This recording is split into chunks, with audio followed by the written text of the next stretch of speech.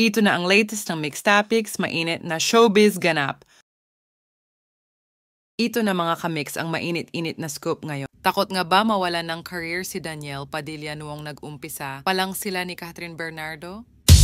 Totoo nga bang ayaw ipabuwag ni Daniel Padilla noon ang love team nila ni Catherine?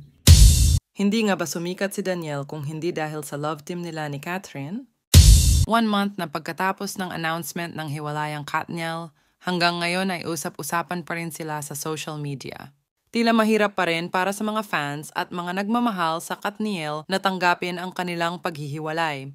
Maraming speculations pa rin tulad ng may chance pa raw ang dalawa para magkaayos dahil sayang ang mga panahon na ininvest nila sa kanilang relasyon. Marami din naman ang nagsasabing mag-move on na lang silang pareho. Pero tila si Daniel ay nahihirapan ngayon mag-move on dahil sa nangyari sa kanyang career. Sapagkat wala masyadong ginagawa si Daniel sa kanyang career ngayon, kahit mga raket ay matumal din daw ayon sa source. Takot nga ba talaga si Daniel na mawalan ng career kapag nawala si Catherine bilang love team niya noon? Umingay kasi ang usaping natakot daw si Daniel Padilla na magkahiwalay sila noon sa kanilang love team. At sinabi niya noon na wag sabihin iyon at masyado pang maaga para sabihin sa kanila at sana daw wag mangyari iyon. Panoorin ang video. Siyempre, darating yung panahon na iaano kayo na madidissolve yung love team. Tapos ipapares kayo sa iba. Huwag niyo pong sabihin yan. Sorry, pero maaga para pag-usapan pwedeng yan. mangyari. Marami tuloy nag-react na noon pa pala ay balak ng buwagin ang kanilang love team, ngunit ayaw ni Daniel na humiwalay kay Catherine Bernardo. Malakas kasi ang karisma ni Catherine sa mga manonood at malakas humatak ng audience dahil sa galing niyang umarte at blockbuster lahat ng ginagawa niyang mga pelikula. Alam na ni Daniel at Catherine noon na ganito ang mangyayari sa kanilang love team, ngunit mukhang hindi na paghandaan niyon ni Daniel at tila si Catherine lang ang nagseryoso sa sinabing iyon sa kanila. Kaya naman siguro inihanda na ni Catherine ang kanyang sarili noon pa para pag dumating ang panahon na ma-dissolve ang love team nila ni Daniel ay ready na siya sa mga mabibigat at mature role. Pinatunayan naman ni Catherine Bernardo na kaya niyang mag-solo dahil pinatunayan na niya ito sa pelikulang Hello, Love Goodbye at iba pang pelikula na hindi si Daniel Padilla ang kanyang kapareha dito. Tila dito nagkulang si Daniel sa kanyang career, hindi niya pinaghandaan ang mga ganitong sitwasyon na dadating ang araw na mawawala na ang love team at gagawa na sila ng kanya-kanya nilang mga projects. Kung tutuusin ay hindi pa nga nakagawa si Daniel Padilla ng kanyang solo movie, laging kasama niya si Catherine sa mga pelikulang ginawa niya. Sa kabilang banta, si Catherine naman ay makailang ulit ng nakagawa ng kanyang mga solo movies at iba-ibang roles na binibigyan niya palagi ng hustisya ang karakter na ginagampanan niya.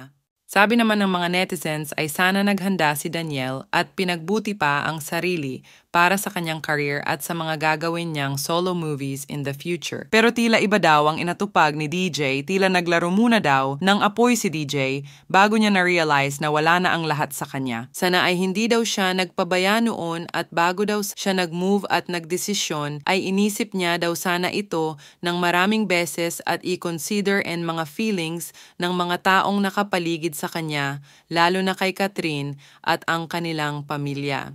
Kung titignan ay napakaganda ng takbo ng career ngayon ni Catherine, kahit na nagkahiwalay sila ni Daniel ay mas dumami pa ang mga projects na dumating sa kanya. Samantala si Daniel naman ay tahimik ngayon at ayon sa source ay sinusubukan talaga ni Daniel na magkaayos sila ni Catherine. Pinupusuan palagi ni Daniel ang Instagram post ni Catherine, tila nakabantay palagi si Daniel sa mga ganap ni Catherine. Hindi pa naman nag-a-update si Daniel sa kanyang social media.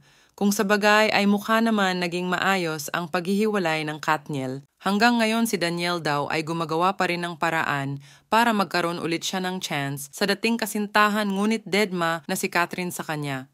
Sinisettle na din lahat ng mga investments nila together, mukha ngang wala na ng pag-asa si Daniel na ma-win back niya si Catherine.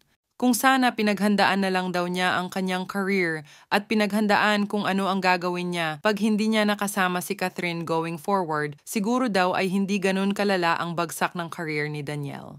Samantala tilanosay naman ang mga magulang ni Daniel Padilla sa pinagdadaanan ng anak ngayon. Lalo na daw si Miss Carla Estrada na laging kinakampihan ang anak kahit sa mga eskandalong kinasangkutan ni DJ noon na palagi daw ang post nito sa kanyang social media. Nagpapa-interview at laging pinabubulaanan ang mga bintang kay Daniel. Kung matatandaan ay pinabulaanan din niya noon na hiwalay na ang Katniel. Hanggang sa si Catherine Bernardo na mismo ang naglabas ng kanyang statement na nagpapatunay na hiwalay na sila ni Daniel.